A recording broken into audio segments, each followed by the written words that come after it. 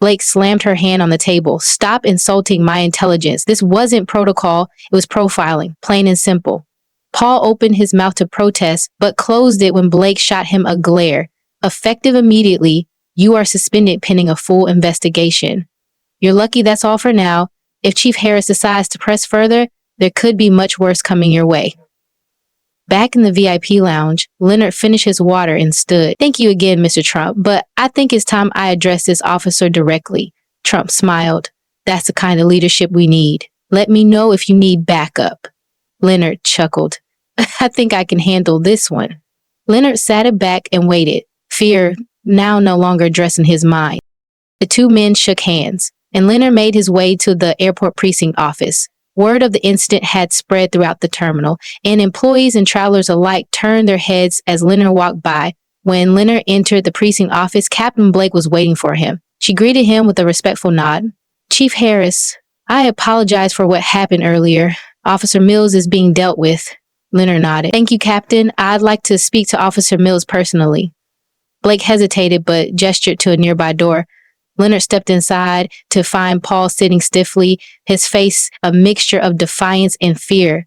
Officer Mills, Leonard began, do you know why I'm here? Paul avoided eye contact. To reprimand me, I assume. Leonard folded his arms. Not just to reprimand you, but to teach you something. I've faced men like you my entire career. Officers who judge first and think later. That stops now. Not just for me, but for everyone you're supposed to serve. Leonard's gaze hardened. Your suspension is just the beginning. You'll face the consequences of your actions. And I'll make sure this precinct becomes a place where respect and fairness come first. Outside the room, Trump watched from a distance, a small smile of approval on his face. Justice was being served and the message was clear. Things were going to change. And with that, the story concluded. Anne's leader came to say her piece when Leonard was alone. I have to realize you have to do what's necessary to find safe places for children and their families. Leonard was amazed. Thank you for watching. If you enjoyed it, don't hesitate to like, share, and subscribe for more compelling stories. Have a great day. At Atlanta International Airport near Gate 23, a commotion began to attract the attention of passengers. Officer Paul Mills, a white police officer, was aggressively questioning a well-dressed black man near the security checkpoint. Sir, I need you to place your hands where I can see them, Paul barked at the man. The man, calm and composed, raised his hands slightly. Officer, I've shown you my identification. I am Chief Leonard Harris, recently appointed to lead the precinct downtown. I'm just here for my connecting flight. Paul seemed not to hear him. I don't care what you claim to be. You're acting suspicious, and I'm taking you in for questioning. Leonard's voice remained steady. I'm not resisting, officer, but this is unnecessary. A nearby group of travelers began murmuring, some pulling out their phones to record the unfolding situation. Among them was a distinguished figure in a blue-black suit with a red tie. It was President-elect Donald Trump, en route to a private meeting in Washington. It was gone.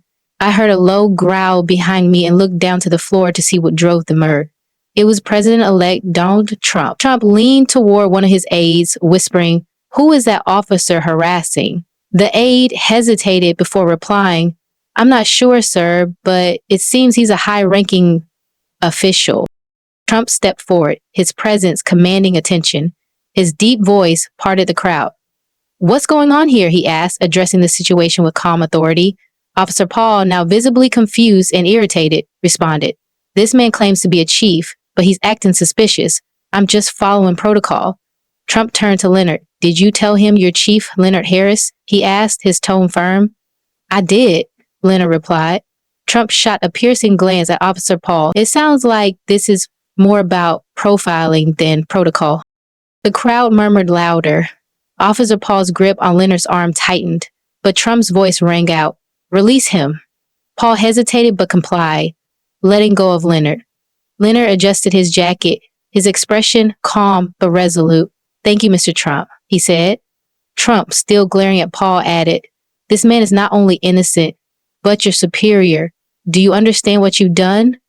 I reciprocated, and I are ready. Leonard continued. He nodded. Paul's face turned pale as the realization sank in. Trump turned back to him, his voice sharp. Let me make this clear. This behavior is unacceptable and it won't go unpunished. The crowd erupted in applause as Leonard and Trump walked away, leaving Paul frozen in place, feeling the weight of every onlooker's gaze. For the first time in his career, he didn't feel in control. Inside the VIP lounge, Leonard sat across from Trump, sipping water. His composure never faltered, but his gratitude was clear. Mr. Trump, I appreciate your intervention. That situation could have escalated badly. Trump leaned forward, clasping his hands. No one should be treated like that. You handled it with dignity, but that officer, he's a problem, and I plan to make sure he faces the consequences. I've dealt with men like him before, Leonard replied with a faint smile. But as a leader, I can't let this slide. Trump nodded. I agree. We're not just going to let it go quietly. That officer needs to understand the weight of his actions. Just then, Trump's aide entered the room with the phone. Mr. Trump, the airport security director, is on the line. He wants to address the incident immediately. Trump took the phone. Director, this is Donald Trump. Yes, I witnessed everything. That officer mishandled a police chief and it was disgraceful. I want this addressed publicly. No sweeping it under the rug. Leonard watched as Trump handled the call with precision. It was clear Trump wasn't just acting for appearances. He meant every word. Meanwhile, Officer Paul sat uneasily in a small conference room, facing his superior, Captain Eleanor Blake. She was a no-nonsense woman, and Paul could sense the tension. Paul, she began, her voice stern. Do you have any idea who you just detained? Paul cleared his throat. He said he was a chief, but I didn't believe him. Blake's voice rose. You didn't believe him? That man is Chief Leonard Harris, the new head of your precinct. Do you realize the humiliation you've caused us? I was following protocol, Paul mumbled.